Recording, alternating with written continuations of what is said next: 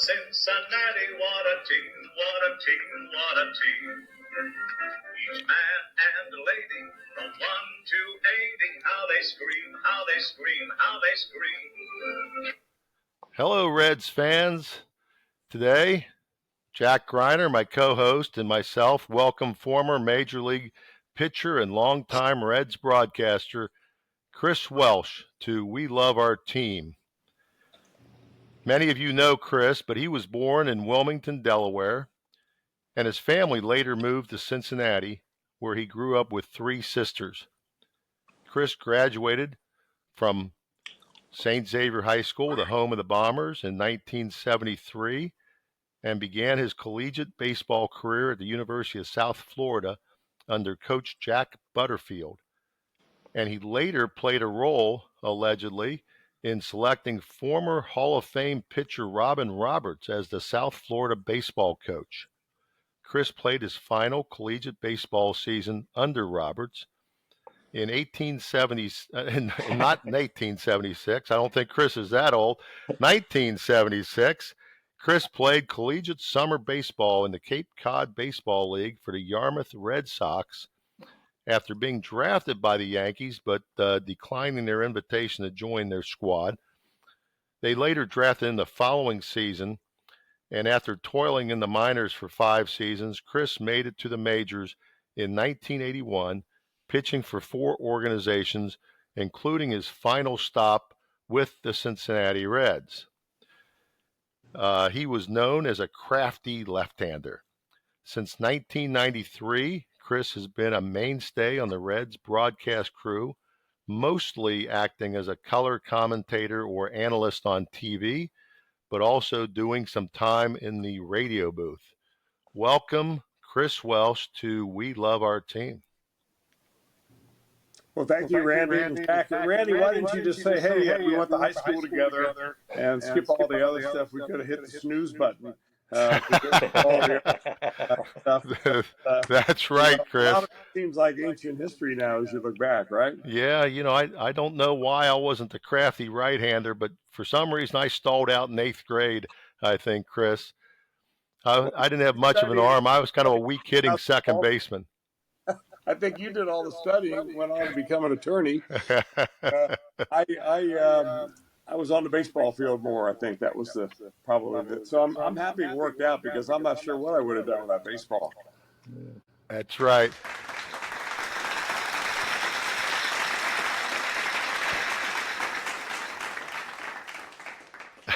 Chris, I imagine it must be a dream come true to first pitch for a year for the Reds, your hometown team, and then become a broadcaster for them. Can you tell us a little bit about your early years as a Reds fan growing up in Cincinnati? Well, like every other kid that played dot-hole baseball in Cincinnati, and we all loved the Reds. The radio was on every night, listening to the Reds on radio. Of course, back in those days when I was growing up, very few baseball games were on TV, just a Saturday game of the week. My dad was able to take me down to ball games a lot. When I was at All Saints Elementary School in Kenwood, we had a CYO team that played on Sundays, and we qualified in 1969 to play at Crosley Field. We were in the Constellation Championship game, and I remember going out there, and we had a bucket of balls, and of course, the baseballs that we used back in those days to take batting practice were all grass-stained and dirt-filled and covers coming off of them. And one by one, we hit them over the wall in left field so that we could tell all the friends we hit home runs across the field. When it came time for batting practice, my dad was the coach. He's like, well, where's the bucket of balls? And everybody looked at each other sheepishly, and nobody wanted to admit it. And we had to finally tell them that we hit them all over the fence. So we had no batting practice that day, but it was a thrill to play there. I was always a Reds fan. Of course, we were always told to, run to first base like Pete Rose, that Pete Rose had no talent, but look where he's done and where he's gotten himself as a player if all you do is show the desire. So, that's kind of in a nutshell the way Cincinnati youth was raised about baseball, is that if you believe in yourself, you can get things done. So Hey, Chris, Chris, didn't you grew up in Kenwood, I think, and I think I've heard you say before that you and your dad would take the bus down to Crosley Field or Riverfront Stadium. yeah, we used to catch a bus at Kenwood. It was Kenwood Plaza back in those days, and it was tough actually to get a parking space when we tried to go to Crosley Field, because there was no parking down there, and it was, you had to park in a neighborhood, and you'd often park your car along the street. I remember one time in particular, we went to a day game down there, and I had to be in the seventh or eighth grade. So it's the last year that Crosley Field was around, and a guy came up. Evidently, he lived in the neighborhood, and he said, "Hey, I'll wash your car for $5." And my dad gave him $5. And when we came back after the ball game, there was a different guy sitting on the trunk of the car saying, "Hey, I watched your car for $5." So he had to pay him too on the way in, on the way out. Uh, the parking at Riverfront, early on wasn't all that great either. So it was a lot easier just to take the bus down. And we did that a lot. For high school, and Coach Cameron was the Hall of Fame coach out there. How did you end up at St. X when you grew up so close to the land of the Crusaders? Yeah, I mean, my elementary school is right next door to Moeller. So you can blame it on Fuzzy Faust. He was the football coach there at Moeller. And he and my dad were getting into it fairly often because towards the end of the summer, our baseball team that practiced right and played right there at Moeller High School would get into like tournaments towards the end of the year. Not like nowadays when the season is over in June and July. We were playing in through August. We're playing in these tournaments and so on. And that's when 3-a-day football practices started for Moeller. And our starting pitcher, a guy named Frank Torbeck, for instance, one day had to go to like a 3-a-day football practice, and then he had to pitch that night for us, and he was completely worn out by the time he got there. So my dad and Fuzzy used to get into it on the phone a little bit, and I could hear Fuzzy through the phone telling my dad, "Don't worry, Mr. Welsh, we're going to put about 30 pounds on your son to make him a football player." And well, I heard him say that through the phone. I decided I think I'm going to go to St. X because I'm not really that crazy about trying to tackle somebody 30 pounds bigger than me. Hey, Chris. And then your coach at St. X was Don Dilg, the Dilger. The Dilger used to call Wednesday practices off because it was his bowling night.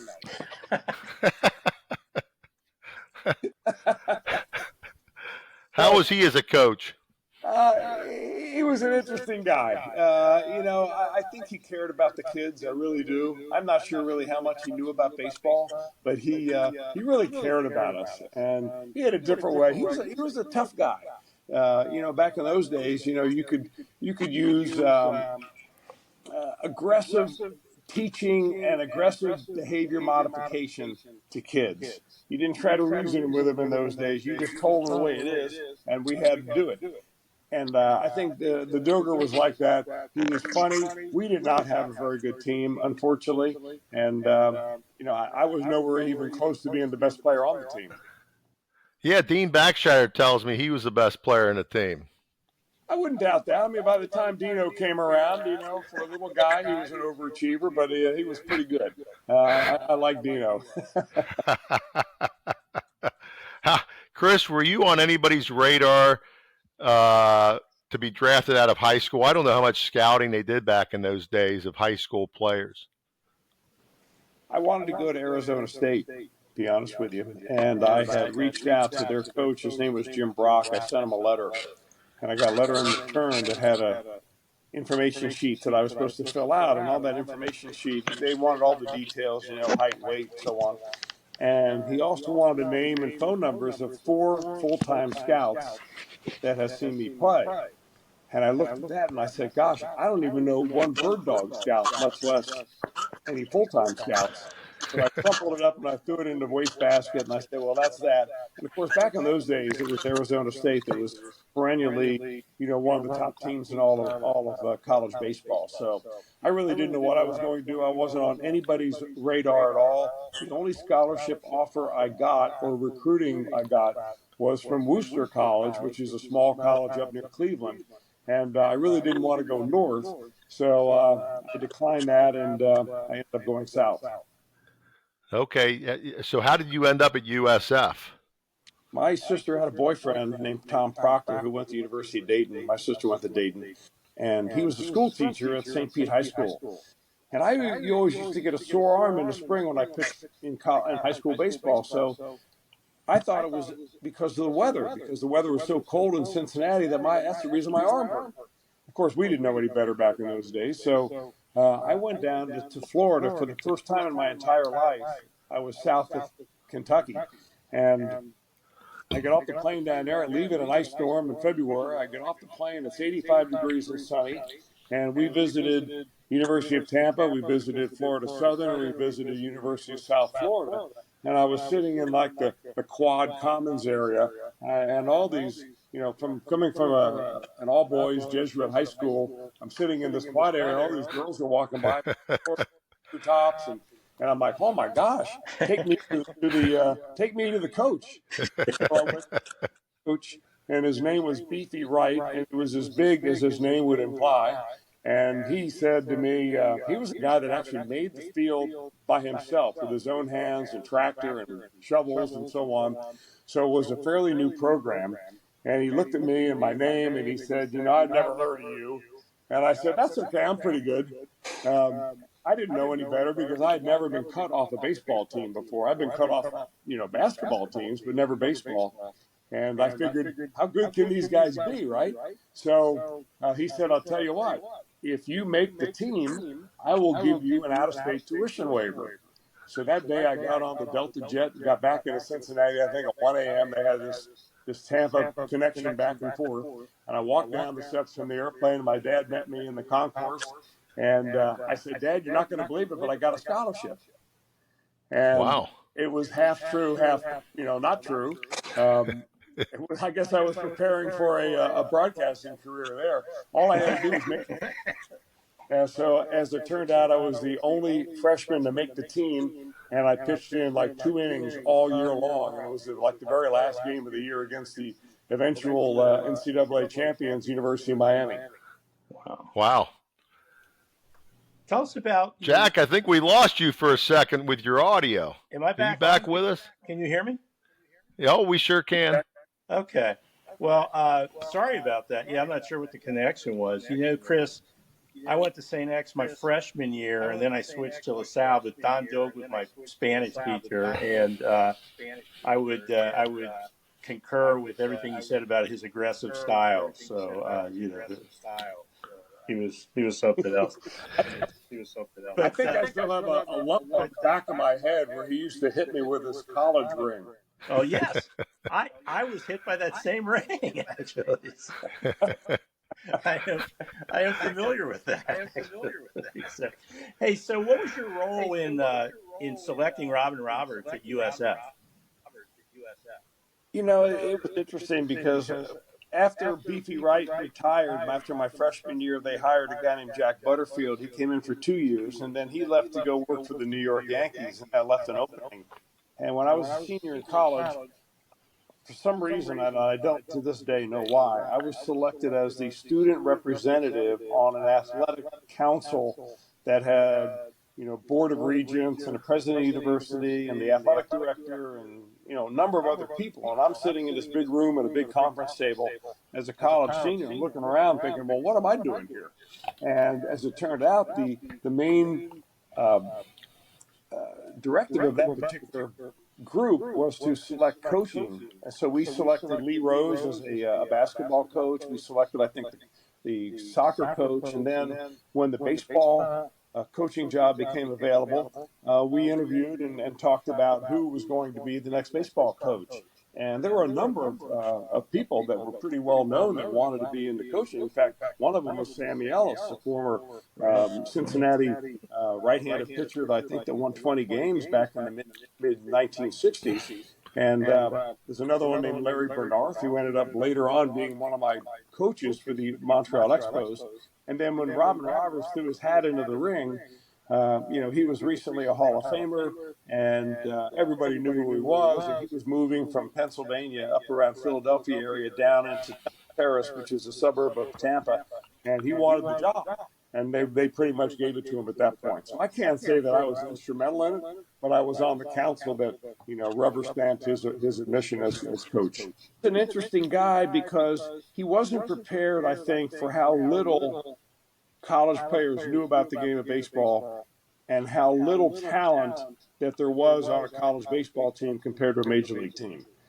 And he was a very simple approach to pitching. For instance, he would get the pitchers aside and tell us, hey, you get a man on third base and less than 2 outs and you need a strikeout. All you got to do is add a foot to your fastball. and I raised my hand. I said, Coach, what you're seeing is all I got right now. I don't have an extra cut. So it was an eye-opening experience for all of us, but I really do believe had he not come in and been a coach to be my senior year, I probably would not have been able to be as successful as I was in the pro game. Really? Wow, that's interesting. I mean, any other things that you can talk about where you feel like you learned from him? Well, I had to redo my pitching delivery entirely, actually, from my junior year. I was quite good my junior year. I think I set a record at South Florida for a number of strikeouts and a number of innings pitched, a number of complete games, and I think I was 10-3 overall. We had a very good team. We graduated a ton of players off that team that year. When I came back my senior year, he looked at me pitching in the fall and he said, that's not going to work. I had been drafted after my junior year, so I was coming back as a senior. And, the Yankees had told me that, listen, no matter what happens your senior year, we're going to draft you again because we think you've got some promise. And he said, the way you're doing is not going to work at all in pro ball. And what I was doing basically was I was kind of pitching like Andrew Abbott. I was a high four-seam fastball pitcher that just threw a high fastball that took off. I threw across my body. And he said, nope, that's not going to work. What you've got to do is learn how to make that ball back up as it normally runs for left-handers, and we'll help you with your curveball, which I already had a good one, and we'll go from there. And I basically took, almost the entire season my senior year to remake myself as a pitcher. And I think in the long run it paid off for me. But it's kind of funny how the cycle of baseball goes is that now that style of pitching that I was doing back in the late 70s is very popular here in the major leagues because it was more power pitching upstairs, and I didn't try to fool them with changeups and so on like I eventually had to do. Interesting. Yeah. So why didn't you sign when you were initially drafted by the Yankees? Well, they offered me $500, and I had, at that time I had a full ride at University of South Florida. The way it worked out is that every year they added a little bit more to my scholarship. So by the time I was a junior and senior, because I pitched well, they pretty much had given me a full ride. And so when the Yankees offered me $500, in fact, the story, and it's kind of an interesting story really, is that I was on my way back to Cincinnati, and I was already committed to play in the Cape Cod League. So I drove to Cincinnati during the draft, and I didn't get drafted the first day because I checked the newspapers. And I got home, and I asked my mom, did you see the paper? Did I get drafted? And sure enough, I'm down there in the 24th round, and I waited around a day in Cincinnati before I had to go to Cape Cod, and I didn't hear anything from the Yankees. So I drove to Cape Cod and got there, and now a week has gone by. I've checked into my house with all my other friends, and the Yankees have not contacted me yet. So I finally decided I wrote a postcard to them, and I said, "Dear New York Yankees, my name is Chris Welsh, and I'm your 24th round draft pick, and here's the phone number where you can reach me." And I gave him the house number for where we were staying in Cape Cod. And another 5 days goes by, and I finally get a call on the house phone that said, "Hi, this is the New York Yankees. Is Chris Welsh here?" And I said, "Yeah, this is him." And they said, "Well," I said, "why didn't you guys get in contact with me?" And they said, "Well, we didn't figure you were going to sign. We're only going to offer you $500. And Jack Butterfield, your coach, said that you're going to stay around for your senior year." And I'm thinking, well, that's true, but it would have been nice to hear from you, But that's basically what happened. They drafted me the next year, and I was able to go on from there. That's great. That's amazing. That doesn't happen anymore. How about, Chris, when they drafted you after your senior year, I'm just kind of curious. Did they call you this time and tell you were drafted, or did you have to send them another postcard? Well, no, they called me and I asked them, and they said, "Well, do you want?" They sent a guy over. His name was Jax Robertson. He became a scout for a long time with Pittsburgh, a number of other teams, and he came over to the house. And I'm thinking, shoot, if I got drafted in the 24th round last year with $500, I'm now in the 21st round. It's got to be worth at least $800, right? And so I asked them how much they're going to offer me, and they said nothing. And I said, "Well, what happened to the $500 from last year?" He said, "That was last year. You didn't sign. You're getting nothing this year." Oh, So they gave me traveling orders basically to go to upstate New York, to Oneonta, New York, and we went through the terminal there at LaGuardia, and we were supposed to get on a plane, an airline called at the Marine. I forget the name of the airline, but it was the Marine Air Terminal, which was only small planes. So the guy that checks us in turns out to be the baggage man, the check-in guy, and the pilot. So there's three of us that show up. We've got all these bags, and he's, "How much do you weigh? How much do you weigh? You know, you have to sit here and don't move, and we're going to put your suitcase over here," and so on. So we take off out of LaGuardia, and he's kind of a hotshot flyer. I knew nothing about the guy, and we take off, and the plane is bobbing up and down like a knuckleball, and we dive bomb Yankee Stadium. Basically, I mean, this is before all the flight rules that they have nowadays.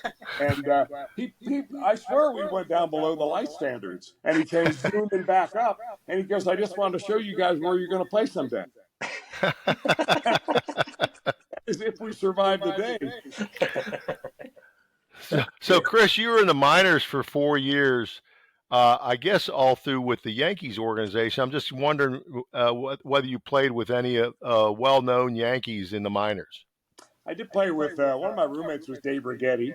Wow. And he went on, of course, throw no hitter for the Yankees, a longtime pitching coach for the Giants. I also played with Willie McGee. Willie McGee ended up being the MVP of the National League for 1985 when he played for the Cardinals, and they won the World Series in that Kansas City St. Louis series. And interesting story. One night, Willie, we had a team of basically of college kids, 21, 22-year-old college kids. I was 22 when I signed.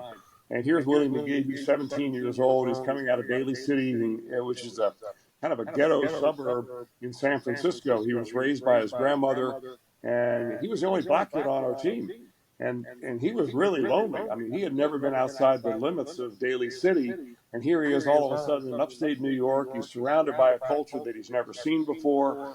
We were living in a house. I think there was like 12 or 13 of us in this house. And one night, my guy was sleeping in my room with me. Kenny Baker, who was from Wake Forest, said, "Hey, I hear something. Somebody's breaking in." I said, "Kenny, who's breaking in here?" I said, "Our paychecks are $198.50 every 2 weeks. We have no money." So we go out into the living room area, and there's Willie McGee. He's got everything packed up. He's ready to go. One of those old-fashioned suitcases, with the belts around it. And basically, he was going to walk to a bus station and then take a bus back to San Francisco. He was ready to quit. He kept saying, I want to see my mama. And what he meant was that he wanted to see his grandma. And he was terribly homesick. And we talked about it leaving. We walked about a mile down the road before we got him to turn around and come back. And as it turned out, we really needed him because he was the best center fielder I had ever seen in my life. And he needed to run down all those mistakes that I was leaving up there. And as it turned out, he ends up being traded from the Yankee organization to the St. Louis organization, and he becomes the MVP, and they win the World Series. And the story is that George Steinbrenner, when he found out that Willie McGee had won the MVP, he fired the first 5 people that he saw when he came to work that day. He was so... Chris, you mentioned Robert Roberts. I think you were known for kind of an unusual pitching delivery in which you would kind of straight arm the ball. You would extend your left arm and you pitch the ball sidearm with the arm almost completely straight and little to no bending of your elbow. Is that what Robin Roberts taught you? No, actually, that didn't happen until I hurt my arm, Randy. I had a beautiful pitching delivery through college, through the minor leagues. I threw, not overpoweringly hard, but certainly hard enough to pitch in the major leagues. And I hurt my shoulder my first year as a San Diego Padre, and I'm not really sure how. And we didn't have much to, figure it out and fix it. So I decided to try to pitch through it. And I was just trying to find a pitching delivery that would avoid a pain spot. And that's how I ended up such a wacky. I look at that delivery now, I'm like, how the heck did I ever pitch like that?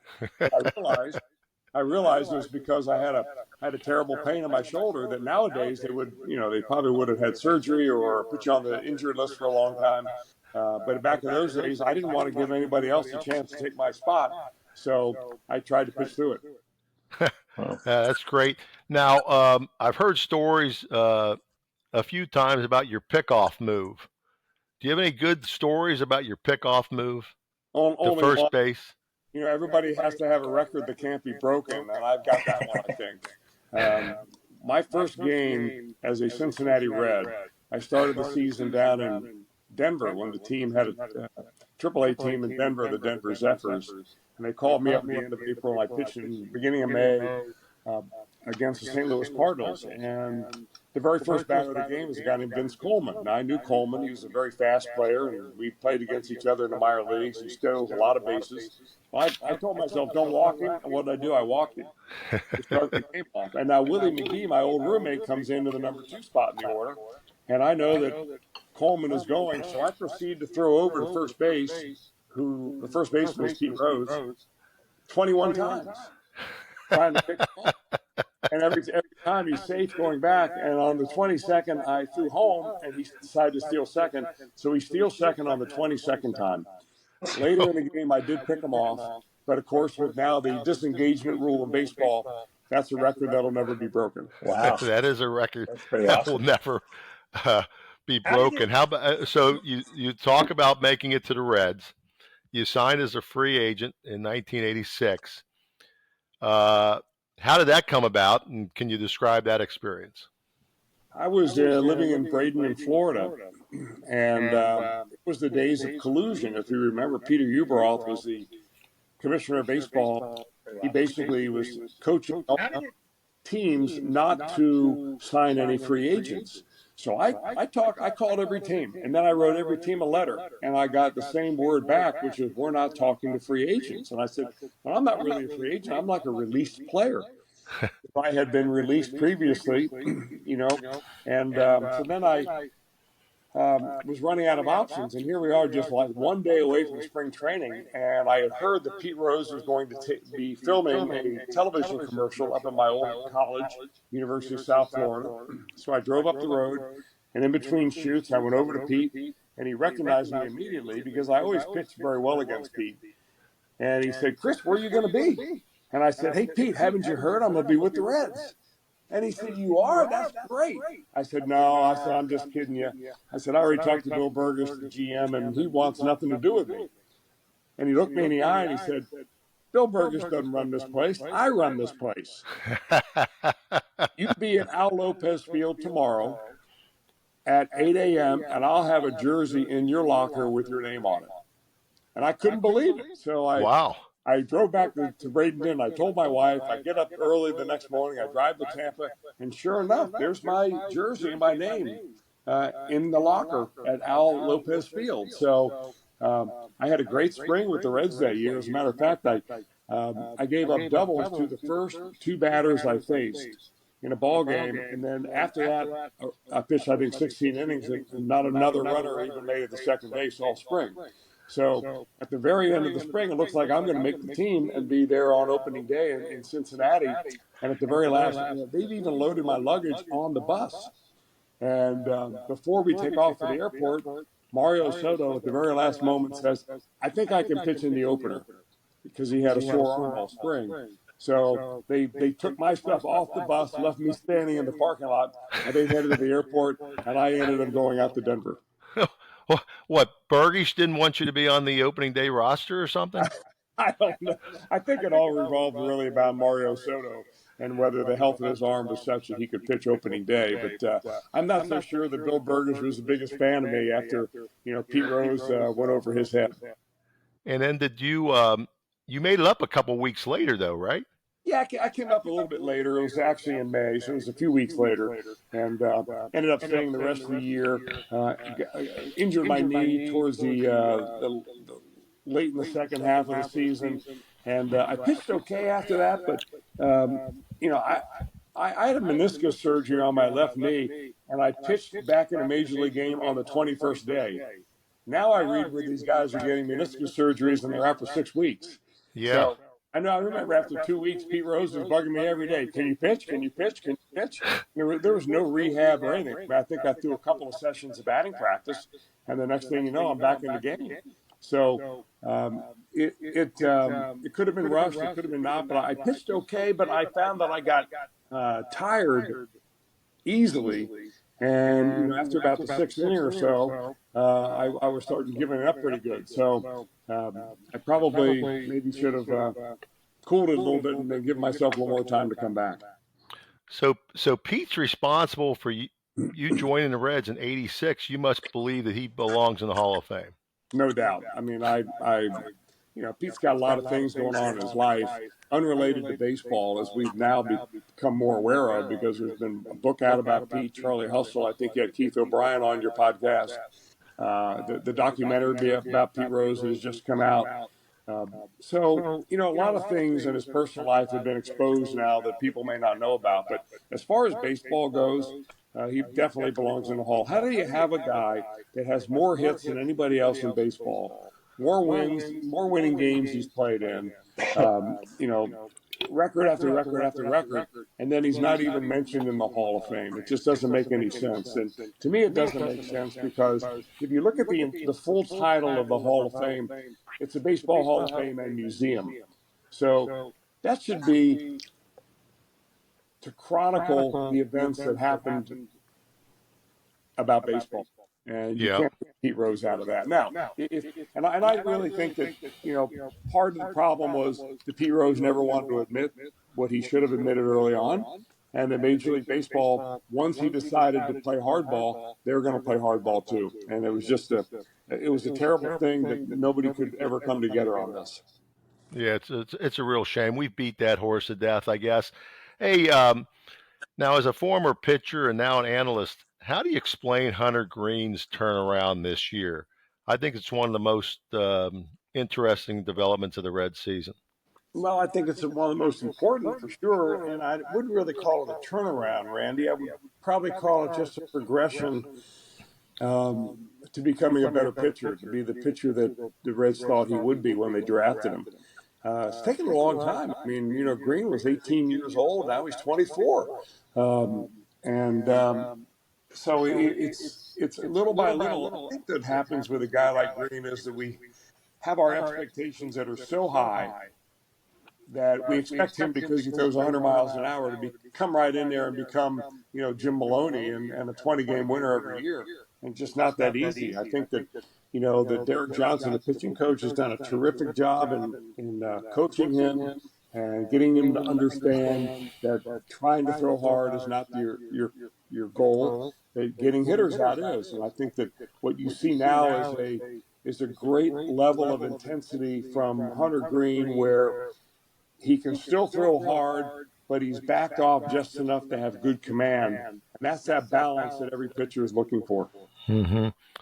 Has he come to you for any advice, Chris? No, he doesn't really come to me. And even if he did, I probably would. I learned a long time ago that I'm the broadcaster, not the pitching coach. And I remember that I got in trouble with Don Gullett one time when he was the coach here, because Ray Knight really liked, I would go in and have conversations with Ray about all sorts of things. And he liked some of the things I was talking about with pitching. And I remember one day that he says to me with the office door open, and just so happens that Don Gullett's walking by, Ray gets all excited. He says to me, "I want you to be my pitching coach."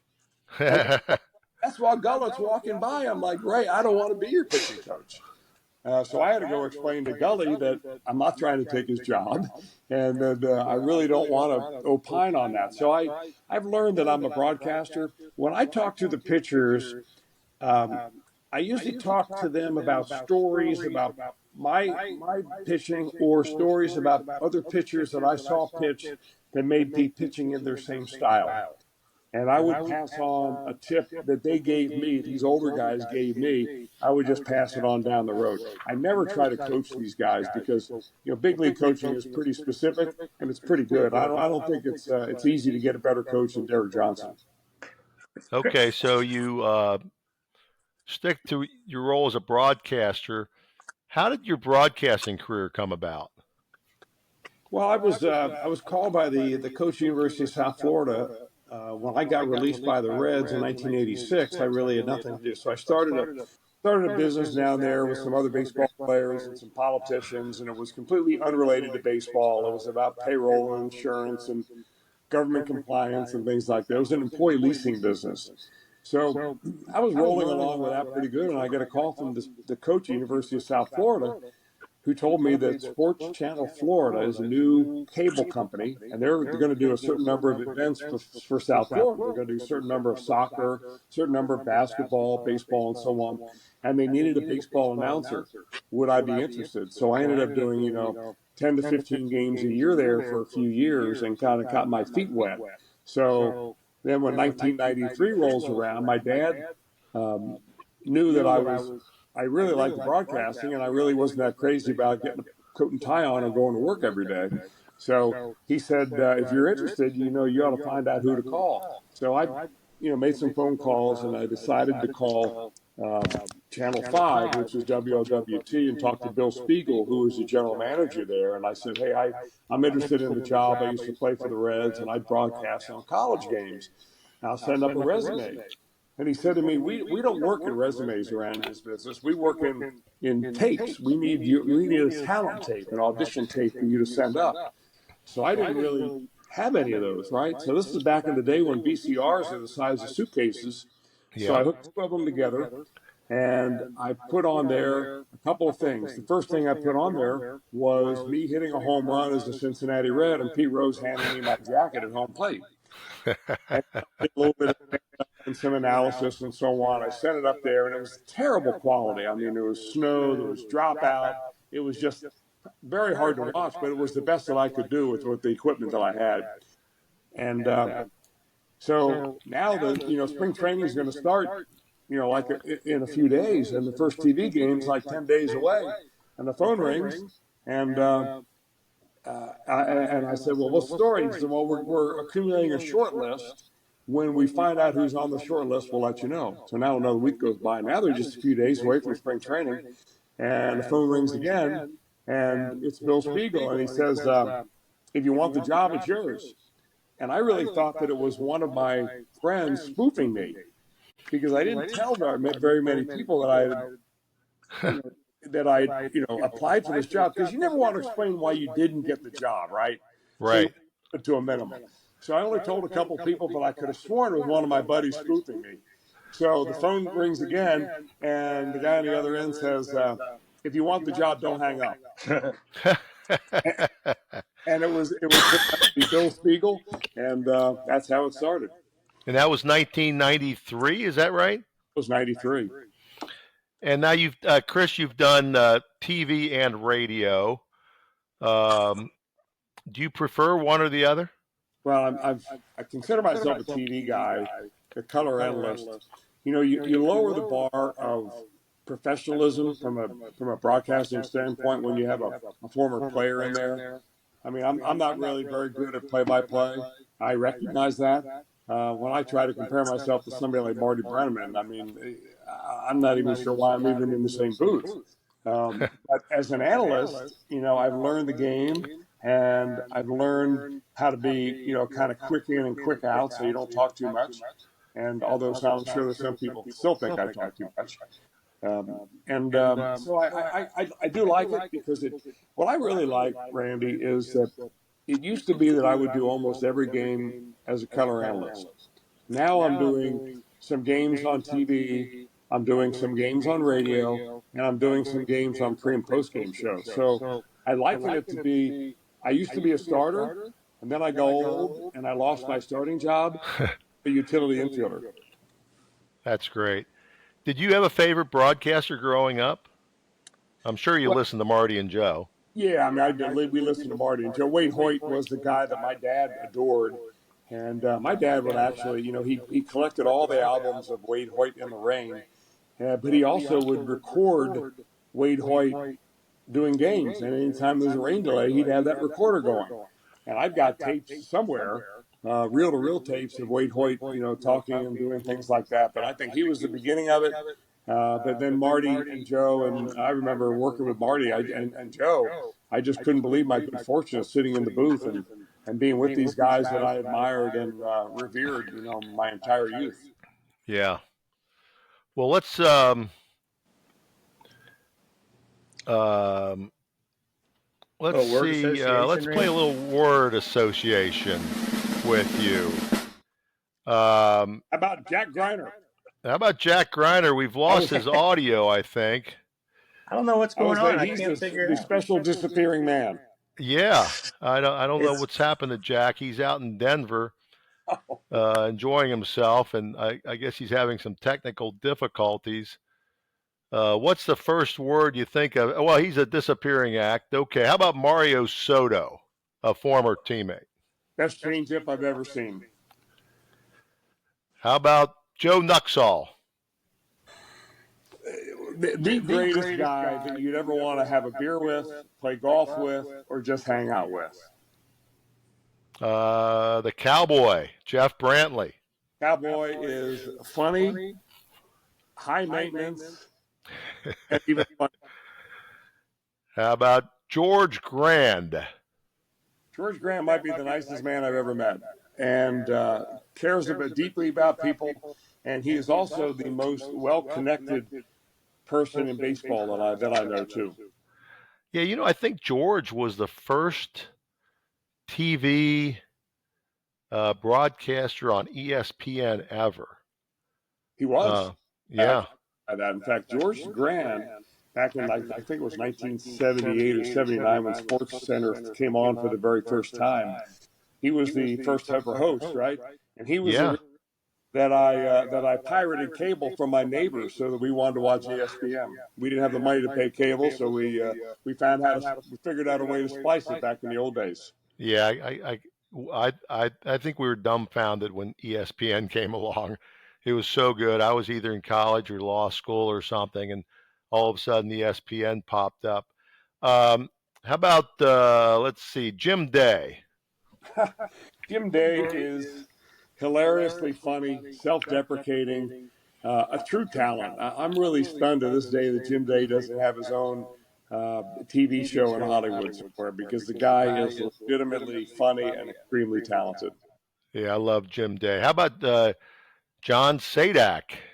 My new partner, John, extremely prepared, well-spoken, and he comes up with pop references, of which I have no idea most of the time. Okay, I went to school with a fellow named Dean Backshire, so I've got to ask about him because he pitched with you at St. X, but then also at University of South Florida. What do you think of when you think of Dean Backshire? Dino was, as I said earlier, he's an overachiever with an extremely good curveball. Okay, how about we're going to move away from people. We're going to go to the pitch clock. Love the pitch clock. These 13-2 games that used to be 4 hours are now 2 hours and 40 minutes. And I think that it hasn't affected the play at all. I love the pitch clock. And you don't think you would have minded it as a pitcher back in the day? No, you get used to it. You're ready to go. I love it. I actually love the pace of play. I think it's one of the things that baseball's done recently that has really helped make this game more compelling. How about the Chris, on a similar topic, the rule now that a pitcher has to pitch to 3 batters, a relief pitcher?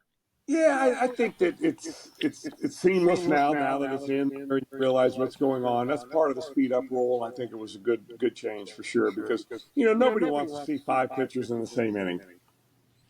Okay, and now since we've talked about a couple rules, you are well regarded now as a rules analyst, and I think the listeners and the viewers always enjoy your talk about the different rules in baseball. How did you become such a rules expert? Randy, out of embarrassment.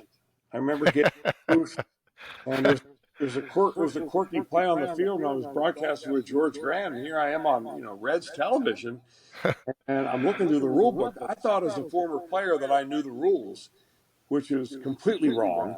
And so I tried to look the rule up in the book, and I couldn't find it. So we come back from break, and there was no communication with the umpires in those days, and nobody in the press box knew what was going on. And I was supposed to come up with an interpretation, and I had to admit that I didn't know the rules, and I decided right then and there I was going to learn the rules. So I started reading the rule book every year, and I finally got to the point of realizing other broadcasters don't know the rules either. So I started a database where I put all the rules of baseball in, and then I would attach it to a database where you could use common language, like a little, you could query it with some common phrases, and it would come up with the appropriate rule. And then one thing led to another, and I got in with some IT people. We developed a website, and now the thing is about, I don't know, 9 or 10 years old. And I get anywhere from 3,000 to 9,000 people a day on the website. It's free. It's called Baseball Rules Academy. There's also a premium level, where you can get behind a paywall. And we continue to post rules 2 or 3 times a week. And we hope to expand it all the time. But right now, it's still just a one-man show. It's kind of a hobby. I've dumped a lot of money into it. I never expect to get the money out. But I think it's my way of saying thank you to the baseball community for allowing me to be around the game for so long. Yeah, that's funny because Jack and I kind of view this as a hobby too. I think instead of gardening, we screw around with this podcast and we get to talk to good people like you. Speaking of rules, I'm a little bit of an umpire, Chris. I've done some high school ball. Back in the day, I did some tri-state ball. You probably played in the tri-state league back in high school, maybe. I might have been behind the dish. The check swing. What would be your definition of a check swing that's a strike? It's funny, Randy, that the words check swing don't even appear in the rule book. It's either you swing at the ball or you don't swing at the ball. And that's basically what the umpire has to do. Well, we refer to it as a check swing because the hitter decides he doesn't want to swing at the ball. But the question is, in the eyes of the umpire, did he make a full attempt to go or not? And I've asked this question of, dozens of umpires over the years, and they all come up with the same, or pretty much the same definition, is that if they see the barrel of that bat get out there in front of home plate, they're going to just about call it every time. And what you're seeing more and more now is that the home plate umpire will not call it, and he'd rather defer to first base, because I think that's what irritates the hitters most, is when a home plate umpire rings a guy up on a check swing where the batter, all the batter wanted to have is a second opinion. And so that's basically what the check swing is all about. Yeah, that's I think that's one of the most frustrating thing for fans, because they hear, did the bat go across the plate and things like that. I was always taught that the umpire, when I umpire games, I'm often solo. I don't have a guy at first base to rely on or a guy at third base to rely on. And I was always taught, ask yourself, did the guy intend to swing? And that, for the life of me, that I don't know how I'm supposed to figure that out when I'm an umpire. Well, when you're behind home plate, how do you see the ball, whether it crosses the plate or not, and then how the catcher catches it, and then, the intent of the batter and where the bat headed? I mean, it's one of those things, I think, that is a judgment call, and hopefully it stays a judgment call and doesn't ever get through the process of being reviewed. Yeah. Oh, yeah, God. That would be ridiculous. Are there any rules that you would change that you can think of? Well, there were probably a couple little things that I'm not really big on the most recent rule change where you're not allowed to block the base, although I'm still kind of coming around on that. Mm-hmm. Right at this point, there's so much experimentation going on with Major League Baseball nowadays that I I'm probably not going to answer that question because I really don't have any, because I think there's a lot of them out there that we haven't really seen much of yet. I'm glad that they finally addressed the what they call the 45-foot rule, runner interference rule, where you have to run down the line and then run into that little box, because most of the fields that you umpired on, I'm sure, probably didn't even have that runner's limit. It was imaginary in your mind. I think that's one I'm glad that they came around and changed. I, I think that's probably about it. I really don't have any that I feel strongly about. Let's get rid of that rule. Although there are some people out there that really are strong about some of those. Okay, I wasn't going to go here, but how about the automated strike zone? What do you think?